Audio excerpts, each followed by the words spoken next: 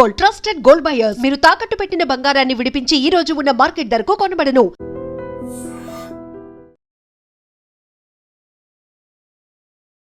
ఒక్క మాట ఇంకొక మాట ఇవాళ సందర్భం కాబట్టి చెప్తా ఉన్నాను.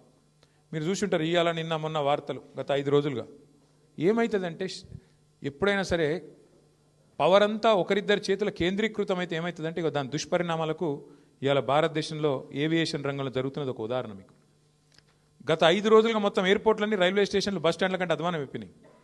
ఎక్కడికక్కడ వేలాది మంది తన్నుకుంటాను కొట్టుకుంటాను ఎయిర్పోర్ట్లలో. తెలుసా ఎందుకో? ఇండిగో వాడు మొత్తం బంద్ పెట్టిండు. ఎందుకు బంద్ పెట్టిండు? ఇది గమ్మతైన ఉదాహరణ. మీరు చెప్తే అర్థం చేసుకుంటే మీకు అర్థమవుతుంది నేనేం చెప్తున్నాను. సంవత్సరం కిందట సివిల్ ఏవియేషన్ మినిస్ట్రీ కొన్ని రూల్స్ పాస్ చేసింది. ఏమని? శ్రమ దోపిడీ చేయొద్దు, వారానికి ఒక పైలట్ అంటే ఆయన గింతనే నడపాలి, ఇంతకంటే ఎక్కువ నడపద్దు అని చెప్పి సంవత్సరం కింద రూల్స్ పాస్ చేసిండ్రు. సంవత్సరం కిందటనే వాళ్ళు కొన్ని డైరెక్షన్స్ ఇచ్చిండ్రు. DGCA, director general of civil aviation.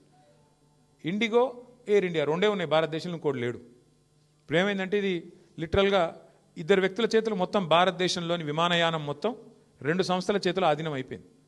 ఏమైంది ఇవాళ? దానివల్ల సంవత్సరం కింద కేంద్ర ప్రభుత్వం చెప్పినా శ్రమ దోపిడీకి అలవాటు పడ్డోడు దాన్ని మార్చుకోక పని చేయలే, ప్రత్యామ్నాయం ఏర్పాటు చేసుకోలే. దాంతో ఏమైంది? నిన్న ఒక్క రోజు 1000 విమానాలు క్యాన్సిల్ అయింది. 1000, 1 కాదు 2 కాదు. మరి ఏమవుతుంది? ఎయిర్పోర్ట్ బస్ స్టాండ్ అయిపోయింది. వాస్తవం ఇది.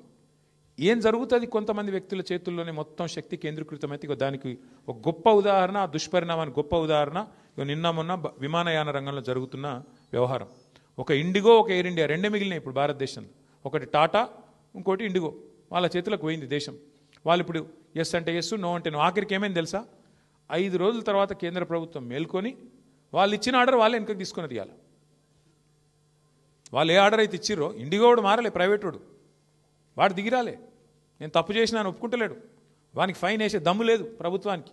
ఏమైంది ఆఖరికి? ప్రభుత్వం ఇచ్చిన ఆర్డర్ ప్రభుత్వం వెనకకి తీసుకొని ఇంకొక టైం ఇస్తాము అని చెప్పి తగ్గక తప్పని పరిస్థితి వచ్చింది. ఏమవుతుంది? శక్తి మొత్తం, సంపద మొత్తం కొంతమంది చేతుల్లో కేంద్రీకృతం అయితే అంటే ఒక గిదవుతుంది.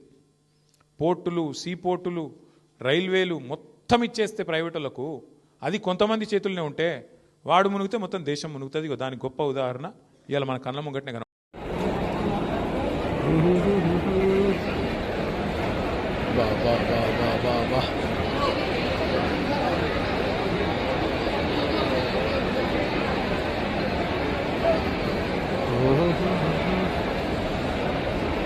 को फ्लाइट सर्विस कैंसिल होने के बाद की पोजीशन, पब्लिक परेशान, व्यवस्था धाराशायी,